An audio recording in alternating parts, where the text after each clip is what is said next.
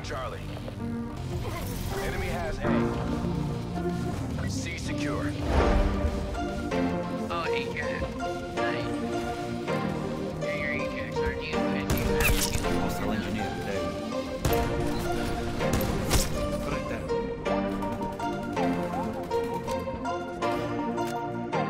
Bagged him. These wires up. Forget that heat, bitch. Should've been trouble. That should've been. Oh, here we go. Come on, Pete. Let's go.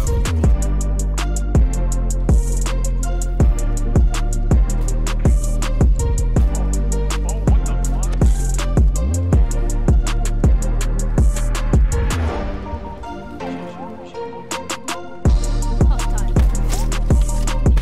Should've been collapsed. Come on, Pete. Let's go. That was net. Bravo secure. Oh, I just did a triple. Let's go. What's going on, everybody? Hopefully you guys are having a fantastic day, and as requested by a few of you guys, today we got a how to snipe on Black Ops 4 video.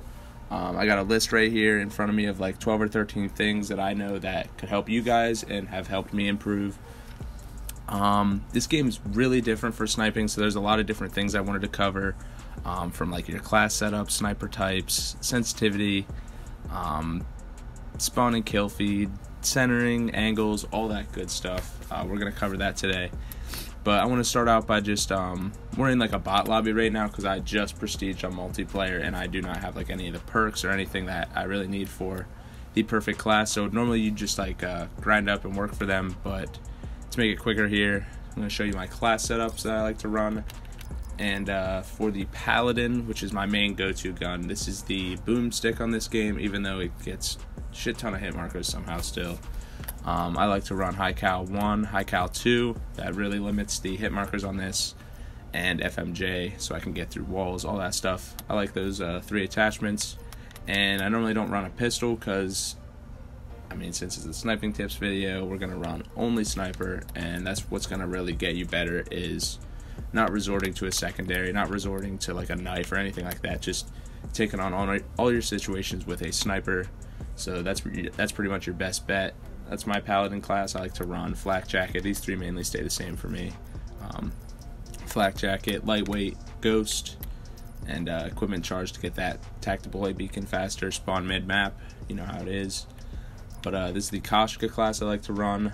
I use the thermal sight on it or NVIR scope. But you guys can run whatever scope you want. They got tons of them here for you guys to choose from, whatever you find comfortable. I like to run Quick Draw, Fast Mags, and High Cal again. Limit those hit markers. Equipment Charge or Stim Shot can help out too. These 2 are very nice. Same 3, Flak Jacket, Lightweight, Ghosts. And then for our Outlaw class, which I have not gotten to use this much in multiplayer, but apparently this thing's pretty nice, even though it gets a lot of hit markers. You're going to want to run High Cal, you want to run Rapid Fire, and Quick Draw in there. And I just put the rocket launcher as secondary. Take down UAVs, get some extra points. It's always good as a sniper. Stim Shot, same 3 here as usual. And you want to have Primary Gunfighter 1 unlocked. That's it. You can have your 3 attachments. And the final one here is you're most likely going to use this in hardcore when you're going for Diamond or whatever you want to do. You're going to want to run Extended Mags, High Cal, FMJ, and then the Mozu as your secondary, or you can take the secondary off if you're training just to be a good sniper. Stim Shot, Tac Mass, same 3. You guys know how it is. But I'm going to be taking us into a little bot lobby here, showing you guys stuff about sensitivity, showing you guys stuff about aim assist, how that's taken out of the game, and just pretty much finding what makes you comfortable in the game. I'm going to show you the hit marker difference between a sniper without High Cal and with High Cal. So I have my Paladin here, which is a hit marker machine without High Cal, and the Koshka as well. So I'm going to show you guys the difference between these 2 guns and guns with attachments and how good High Cal really is in this game for sniping. But yeah, we're going to get right into the video. If you guys enjoy, drop a like. And yeah, we're just going to get right into this, add some bots. And yeah, I'm really excited to make this. So let's get right into it, boys. Alright, boys, so the second thing I wanted to talk to you guys about today is your sensitivity. I like to run 10-10 on this game. It is completely up to you guys. If you guys find that you are too quick when going over top of somebody, over an enemy, you might want to turn it down. But if you find that you're too slow trying to follow that enemy like that, I'm going to turn up a little bit, get it on them, snipe them. But 10-10 seems to be the one I like to work with, but it's completely up to you guys. Find what makes you comfortable. Find one that can stay on that enemy, and as you are playing, find one that makes you comfortable. Alright, so on this game, you've got your same 4 different types of shots. You have your hard scope here, which is going to help you get the long range kills easily, keep your scope in, and yeah, that's the hard scope.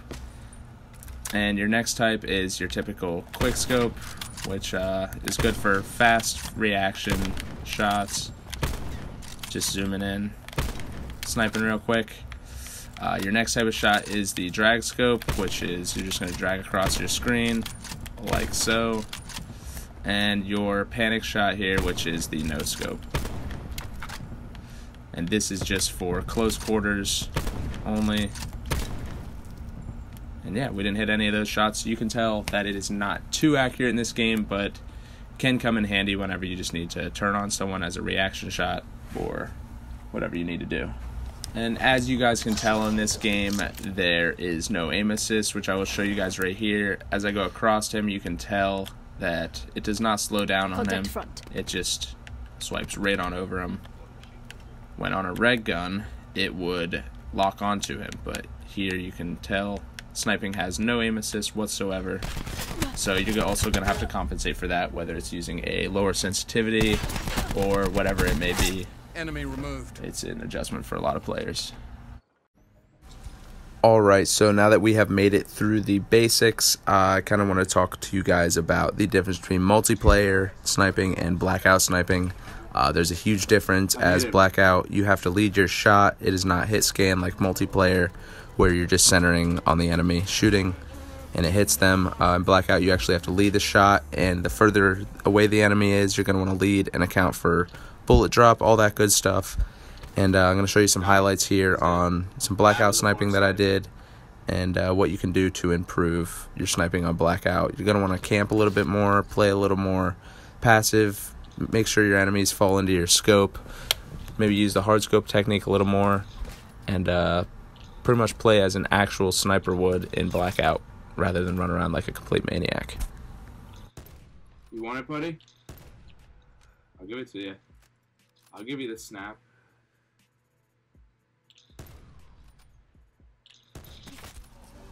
The next thing I wanted to go over is centering. This is a huge part of a lot of snipers' games, is getting the enemy in the center of your screen before you even zoom in. This limits a lot of the work that you have to do in scope, makes it a lot easier. Just get them in the center of your screen before you zoom in, and you'll be able to quick scope them, drag scope them, not have to do as much work. This takes a lot of practice, and you can do this in a bot lobby, you can do it anywhere. Just work on getting the enemy in the center of your screen. It's going to take a lot of practice. I'm still working on it, and something that you definitely want to pick up for your game.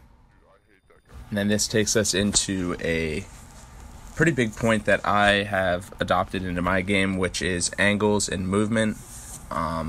This makes for a good sniper. This makes you very avoidable. This makes it hard to kill you if you're able to move and create good angles for yourself. This comes with a lot of map knowledge. This comes with playing the game a lot, stuff like that, getting into a lot of gunfights and situations.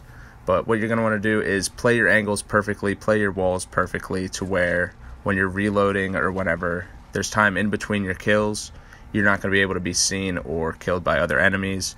So that way you're protecting yourself perfectly, and you're able to reload safely and then get back out into combat without pretty much anything having happened to you. So another big part of sniping is map knowledge and kill feed knowledge, and this is, if you're going to ask any feeder, this is one of the biggest things, is knowing your kill feed, knowing when your teammates are getting kills, when they're not, when you should be getting to the clip spots and stuff like that. for instance, you know how whenever, let's say your teammate drops a giant hailstorm on the enemy, that is going to force them back into their spawn, which is when you want to be in your clip spot to be able to kill as many enemies as possible.